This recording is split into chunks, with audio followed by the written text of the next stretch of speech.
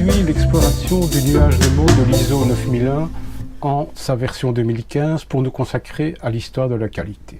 L'histoire de la qualité est passionnante.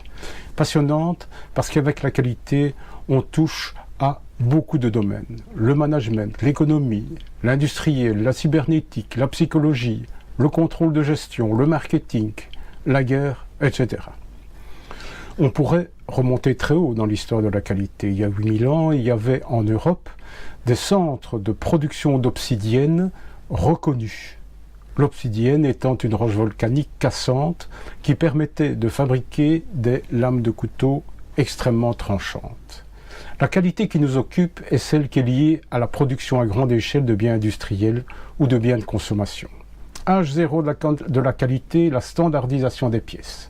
Les pionniers, Isaac Singer pour les machines à coudre, Samuel Colt pour les pistolets à répétition, McCormick pour les moissonneuses-batteuses. Ces pionniers américains ont réussi l'extraordinaire. Les pièces de leurs machines étaient interchangeables. On pouvait prélever dans le stock n'importe quelle pièce de rechange, elle était ajustée. Nous sommes dans les années 1850. Premier âge maintenant de la qualité, l'inspection. En fin de chaîne de production, on inspecte chaque produit pour s'assurer qu'il fonctionne et qu'il est sans défaut. Or, avec l'augmentation des cadences, les inspecteurs ne peuvent plus suivre. De plus, les produits sont de plus en plus complexes. Une inspection systématique de chaque produit est devenue impossible. Que faire alors? Eh bien, on remplace l'inspection par le contrôle qualité, c'est le deuxième âge de la qualité. On date le début du contrôle qualité en 1926 aux États-Unis au laboratoire de la Bell Telephone.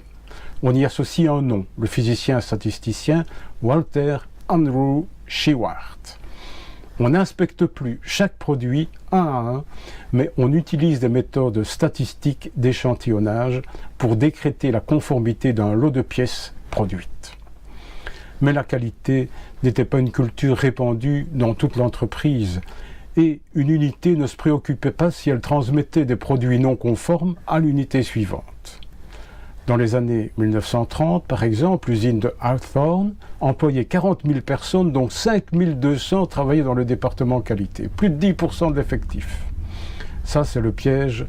En développant un service contrôle qualité, on développe un système, je produis le plus possible et tu contrôles la qualité de ce que je produis. Après la guerre 1945, le Japon est complètement désorganisé. Les Américains veulent y rétablir un système de communication et ils confient la tâche à Edward Deming et à Uran, deux physiciens américains qui ont travaillé aussi à la Bell Telephone. La séduction mutuelle entre les Américains et les dirigeants japonais fut totale.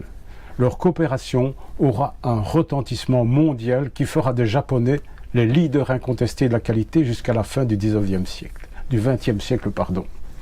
Les Japonais vont même mettre à mal l'industrie américaine et européenne en produisant à moindre coût de la bien meilleure qualité. C'est l'âge de l'assurance qualité.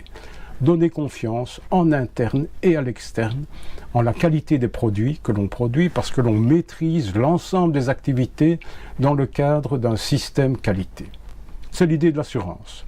Chacun paye une petite somme pour couvrir une somme à dépenser beaucoup plus grande en cas de problème. En termes de qualité, ça veut dire chacun s'assure de la qualité de sa production avant de la passer à l'activité suivante.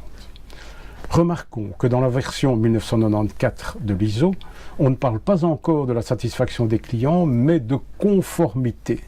Et c'est seulement à partir de la version de l'année 2000, la version 2000, que l'on parle de l'approche processus et de la satisfaction des clients. C'est alors le quatrième âge de la qualité, le management de la qualité. Il impose l'engagement personnel de la direction au plus haut niveau en faveur de la qualité, la formation de la hiérarchie, l'inscription des objectifs qualité dans le business plan, l'amélioration continue, l'attribution de responsabilités qualité à tout le personnel.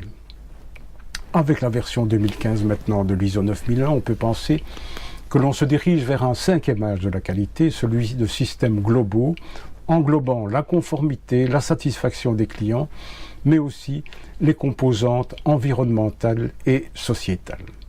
La qualité, c'est comme la physique. La relativité restreinte n'annule pas la physique de Newton, elle en fait un cas particulier. En qualité, retenons donc H0 de la qualité, la standardisation, la normalisation. Simplifions autant que c'est bénéfique. Premier H de la qualité, l'inspection. Allons sur le terrain, voir l'objet. Ne restons pas au bureau derrière un écran d'ordinateur pour résoudre une non-conformité.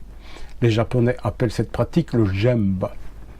Deuxième âge de la qualité, le contrôle qualité. Il reste indispensable, mais développons-le tout au long de la chaîne de la valeur. Troisième âge, l'assurance qualité. Donnons confiance aux collègues, aux clients, par notre discipline et par des enregistrements. Quatrième âge de la qualité, le management de la qualité. La qualité, c'est l'affaire de tous dans un système de processus interdépendants. Les fournisseurs et sous-traitants ne sont pas des ennemis, ce sont des partenaires. Cinquième âge de la qualité, pourrait-on dire, nous ne sommes pas seuls dans notre entreprise, nous faisons partie d'une chaîne de valeur qui va des fournisseurs de nos fournisseurs aux clients de nos clients, et dans un environnement qui peut se retourner contre nos enfants si nous le mettons à mal. À bientôt pour continuer notre progression dans le monde de la qualité.